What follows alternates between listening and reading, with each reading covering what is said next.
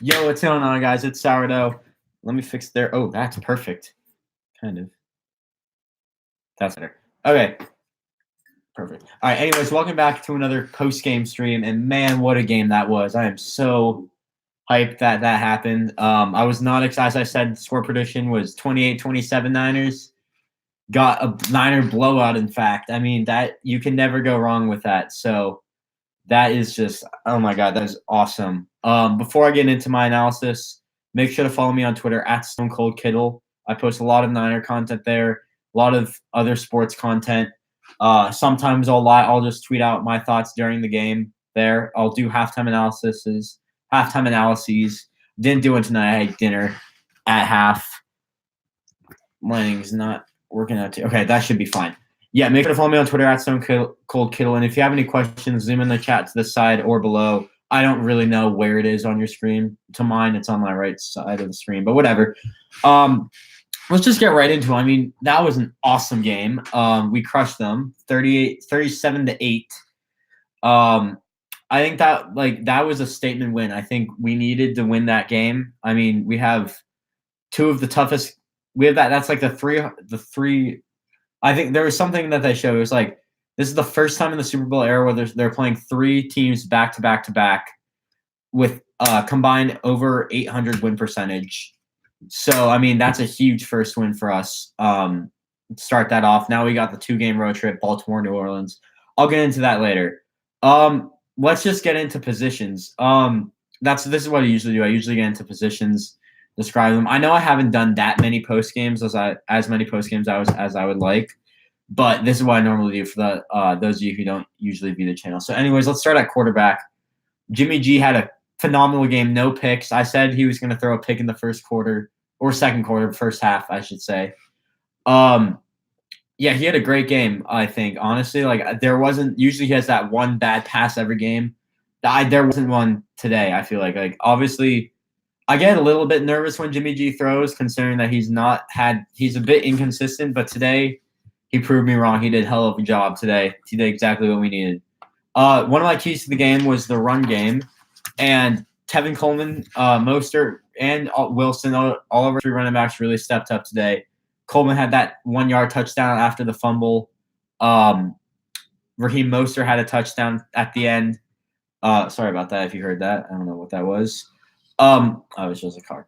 Yeah, I think that was just a great game. Sorry. No, running the game was not one of my keys to the game. But either way, we had a hell of a game. I know Green Bay. I said their key to the defense was to make us throw. I did say utilize the run game. I'm trying to. If you don't know what I do, I put like a little notebook with everything under, and under the computer, and I kind of just read off it during the pregame analysis. Yes, I'm not perfect. I need notes. We'll get used to it though. But yeah, I did say utilizing the run game was one of our keys to the game, and we did that pretty well tonight. Another key of the game was catching the ball. There were not that many drops. Our receivers did pretty good. I know Debo had that touchdown. Kittle had that touchdown. He is the X factor of this team. We'll get into tight ends more. But yeah, also Sanders had a decent game. Bourne had a few catches. I think those were those the only receivers that played, I think? I think they might have been. I know maybe Rich James was in there once or twice. I know Goodwin was out. Trent Taylor's been out for the year. But yeah, I'm really starting to like our receiving core. I mean, it hasn't been that good throughout the year, but we've really started to step it up ever since the Sanders deal. Debo's really stepped it up a lot. Bourne is getting more targets. Today played pretty well. I mean, you gotta work the jugs machine a bit, but he's doing well. He's definitely a good option. I think they said on the TV. I forget who said it, but he was. I would never guess that he was our number one receiver last year, which is kind of crazy to think. I would have thought it was like Pettis, who hasn't really done much this year, or Goodwin. Same with him, hasn't really done much this year. But anyways, yeah, they're all. I think I'm really liking it. So hopefully they can keep it up. Tight end George Kittle, touchdown with a broken ankle. He is the best tight end in the league. I think that game kind of proved that he can do anything. He is a superhuman. And he is the X factor of this team, as I was saying earlier.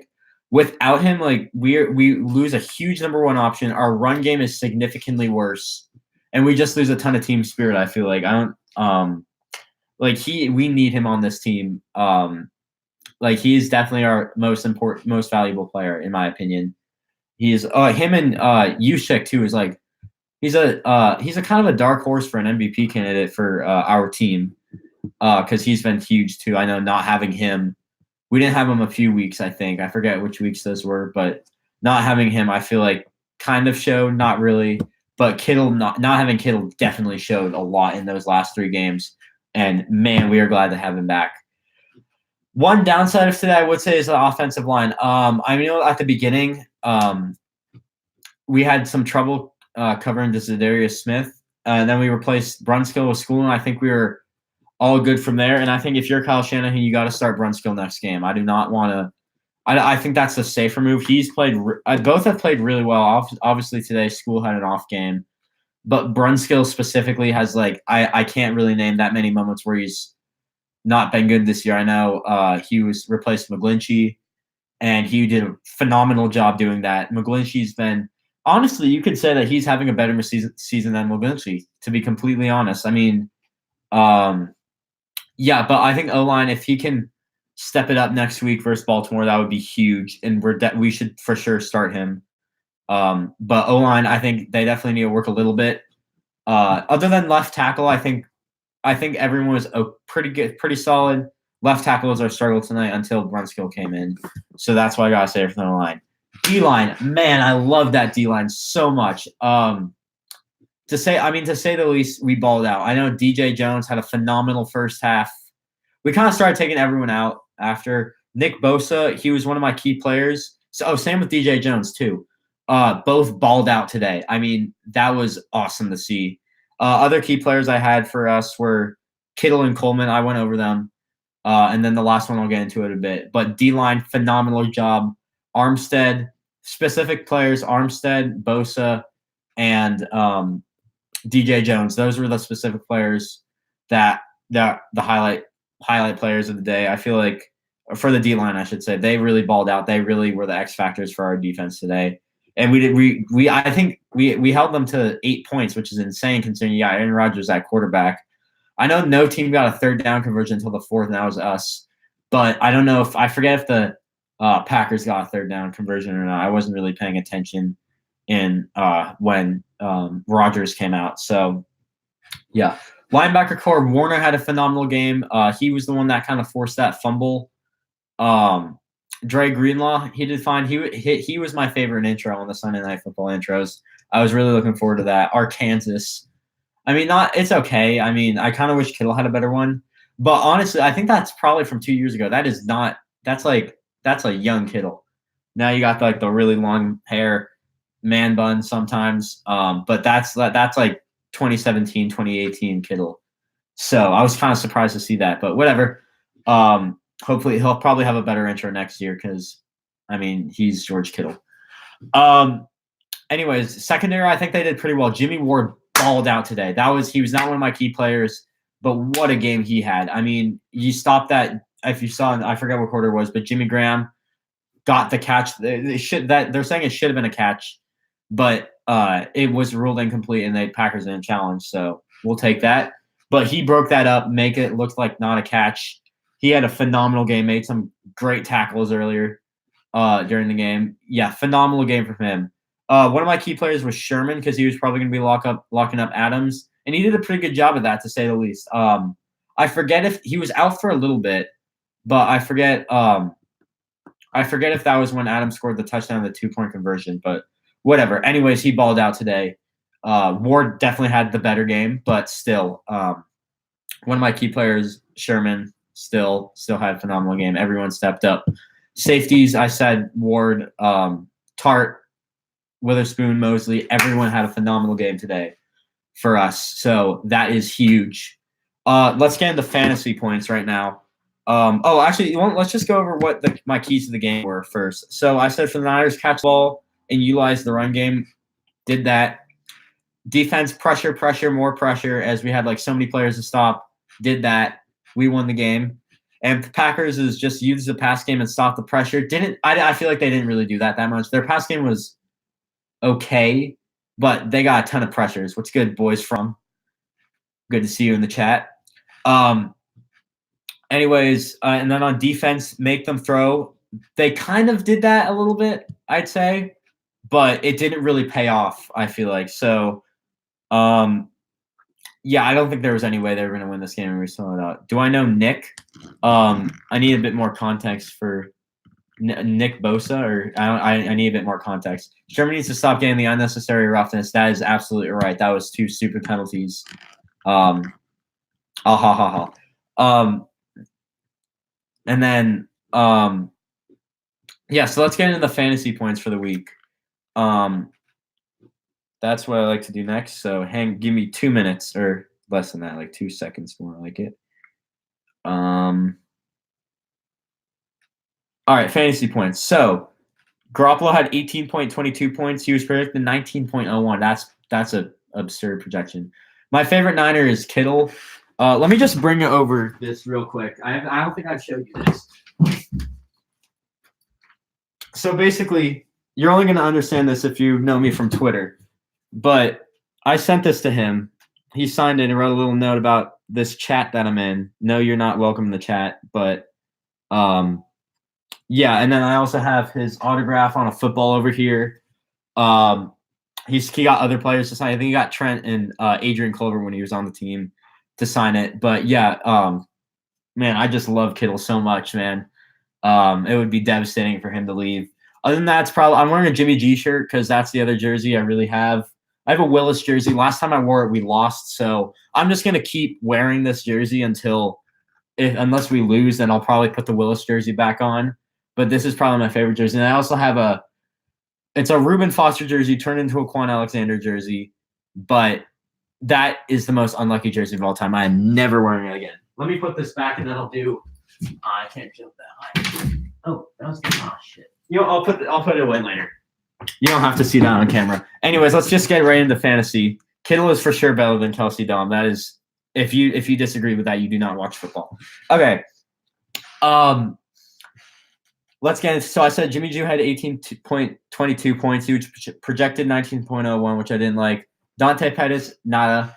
I mean, I feel bad for him too. He's the other one in that chat, and I mean, we've kind of slandered him a bit, to be completely honest, but he hasn't really done much. Deebo Samuel, 12 points. He was projected 10.77. He had a pretty good game. He only had 2 targets but 2 receptions. And that touchdown, obviously. Kittle with 21.9. That is a huge, huge day for him. I mean, we needed him back. That I'm speechless. Well, not speechless, but we needed that. Deebo is definitely a G. Zeke's the name. Tevin Coleman, 11.9 points, projected 12.18. Kendrick Bourne had 3.7 points. He was 0.01 off from his projection, bit low. Emmanuel Sanders, he didn't 2 points really. He only had 1 reception. I did not think that. And our D had 11 points today. Obviously, we had 5 sacks, only 8 points allowed, and we had a fumble recovery, so that's huge.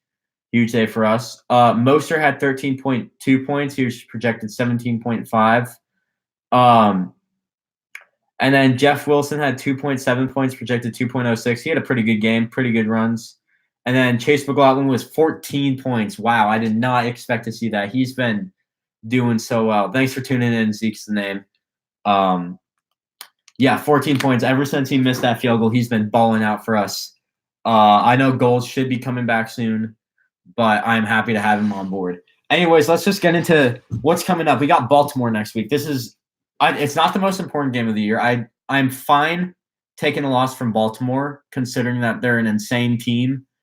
Yeah, Baltimore is an insane team. I mean, they could be the best team in the NFL. It's like us, New England, Baltimore.